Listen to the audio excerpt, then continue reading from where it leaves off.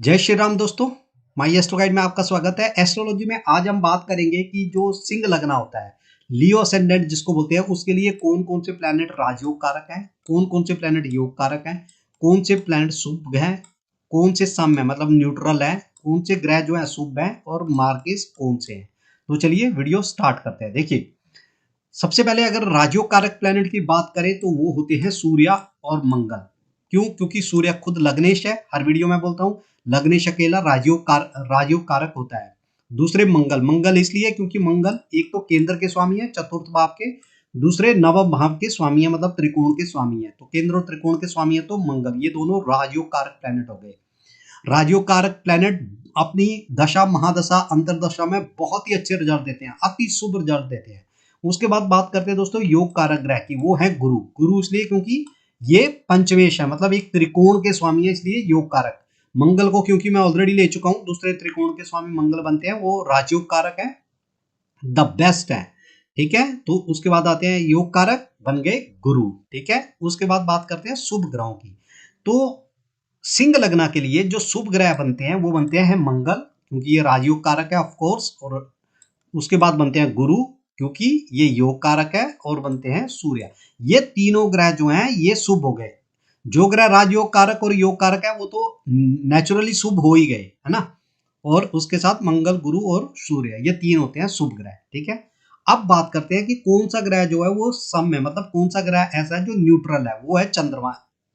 किस लिए? क्योंकि चंद्रमा जो है 12वें घर के स्वामी हो गए, एक खराब घर के स्वामी, लेकिन लग्नेश के मित्र होने की वजह से वो क्या हो गए, न्यूट्रल हो गए। ठीक है, अब बात करते हैं अशुभ ग्रहों की। तो अशुभ ग्रह कौन कौन से हैं? बुध, शनि और शुक्र। अब बुध कैसे? क्योंकि बुध क्या हो गए, एक तो सेकंड हाउस के लॉर्ड हो गए और दूसरे 11वें घर के लॉर्ड हो गए। तो इसलिए क्योंकि सेकंड हाउस क्या होता है, मारक भाव है, इसीलिए, और ये अच्छा भाव नहीं होता, तो इसीलिए इसके स्वामी कौन से बन गए, बुध ग्रह, सॉरी, इसके जो शत्रु अशुभ ग्रहों में आ गए बुध आ गए। लेकिन फिर भी हमें ध्यान रखना चाहिए क्योंकि बुध सूर्य का परम मित्र है, इसीलिए अगर सूर्य के साथ इसकी प्लेसमेंट है या अच्छी जगह पे बैठा हुआ बुध जो है यहाँ पे अशुभ ग्रह की श्रेणी से हट जाएगा। ठीक है, अशुभ नहीं रहेगा वो, या तो सम में आ जाएगा या शुभ ग्रह में आ जाएगा। ठीक है, उसके बाद बात करते हैं हम लोग शनि की। शनि क्योंकि देखिए सप्तम भाव जो कि मार्केस है उसके स्वामी है, और छठा घर ये एक खराब भाव है, ठीक है, उसके स्वामी बनते हैं शनि, तो इसीलिए शनि अशुभ ग्रह हो गए। उसके बाद बात करते हैं हम दोस्तों शुक्र की। शुक्र क्या है, तृतीय से है, अगेन एक खराब भाव के स्वामी और एक केंद्र के स्वामी। ठीक है, लेकिन क्योंकि लग्नेश के शत्रु हैं इसीलिए शुक्र भी अशुभ वाली कैटेगरी में चले गए। अब बात करते हैं दोस्तों की मार्केस कौन है सिंह लगना के लिए। तो सिंह लगना के लिए शनि, क्योंकि सप्तमेश और षष्ठेश होने के कारण जो है प्रबल मार्केस है। यहाँ पे बुध को मार्केस होने का ज्यादा दोष इसलिए नहीं लगेगा क्योंकि भले ही वो सेकंड के लॉर्ड है, मार्केस भाव के स्वामी है, लेकिन लगन के परम मित्र है, इसीलिए बुध जो है वो प्रबल मार्केस में नहीं आएगा। बुध जो है खराब ग्रह के साथ अगर बैठेगा तभी मार्केस बनेगा। ठीक है, या खराब पोजीशन में होगा तभी मार्केस बनेगा, अदरवाइज मार्केस नहीं बनेगा। अब दोस्तों बात करते हैं कि इस कुंडली के लिए जो है धनयोग कौन से बनाते हैं। तो देखिए, जब भी धनयोग बनता है तो सेकंड लॉर्ड और ये 11th लॉर्ड जो होते हैं ये आपस में अगर युतियां कर ले तो धनयोग बनता है। बट यहाँ पे दोनों जगह क्या है, बुध की राशि है तो बुध ही है। तो बुध जो है वो अगर सूर्य के साथ हो या केंद्र त्रिकोण में हो तो वो क्या बनाते हैं, अकेले ही धनयोग बना देते हैं। बुध इस कुंडली के लिए, सिंह लगना के लिए बुध अकेले ही धनयोग बना देते हैं अगर उसकी प्लेसमेंट बहुत सही है तो।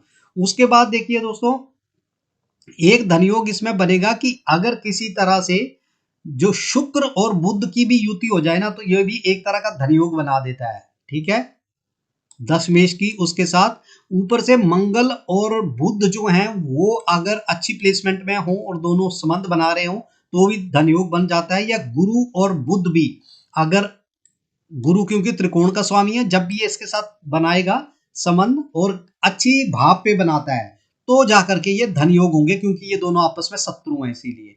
तो इसीलिए इनकी प्लेसमेंट बहुत जरूरी है। प्लेसमेंट अच्छी जगह पे है और फिर संबंध बना रहे हैं अच्छी जगह पे तो जाकर के इसे हम बोलेंगे धन योग।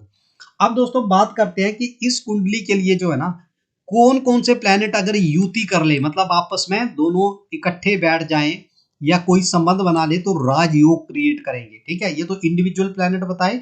अब बताता हूं युतियां करने से, ठीक है, संबंध बनाने से कौन कौन से प्लैनेट बनते हैं। तो सबसे पहला राजयोग यहाँ पे बनाएंगे मंगल और सूर्य। मंगल और सूर्य, क्योंकि एक नवमेश है और एक लग्नेश है, अगर ये दोनों संबंध बना लेते हैं तो दोनों बहुत बड़ा राजयोग बनाएंगे। ठीक है, उसके बाद गुरु और मंगल। देखिए मंगल केंद्र का स्वामी, गुरु त्रिकोण का स्वामी, ये भी अगर आपस में संबंध बना ले तो भी बहुत बड़ा राजयोग बनेगा। ठीक है, सूर्य और गुरु, ये भी अगर आपस में संबंध बना ले, सूर्य और गुरु, क्योंकि एक लग्नेश है दूसरा पंचमेश है, तो भी राजयोग बनेगा। और लास्ट में नवमेश और दशमेश, जिसे हम प्रबल राजयोग कारक कहते हैं। शुक्र और मंगल भले ही दोनों शत्रु हैं, लेकिन फिर भी नवमेश और दशमेश अगर दोनों युति बना ले और वो भी केंद्र त्रिकोण में, तो ये इसे भी एक बड़ा राजयोग बोला जाएगा। तो इस कुंडली के लिए मैंने छोड़ दिए राहु और केतु। ठीक है, तो राहु और केतु दोनों ही इस कुंडली के लिए जो है खराब ग्रह होते हैं, बाकी उनकी प्लेसमेंट पे डिपेंड करता है। इसीलिए मैं देख रहे होंगे आप, मैं अपनी किसी भी वीडियो में उनको कवर नहीं कर रहा हूं, क्योंकि उनकी प्लेसमेंट पे बहुत ज्यादा डिपेंड करता है। बट अगर हम एक लेमैन अप्रोच ले तो सिंह लग्न के लिए जो है वो राहु केतु अच्छे प्लैनेट नहीं होते हैं। तो होप वीडियो आपको इन्फॉर्मेटिव लगा है। वीडियो इन्फॉर्मेटिव लगा तो चैनल को कर दीजिए सब्सक्राइब। एस्ट्रोलॉजी सीखने के लिए सारी वीडियो जो है सीक्वेंस में आप प्लेलिस्ट में देख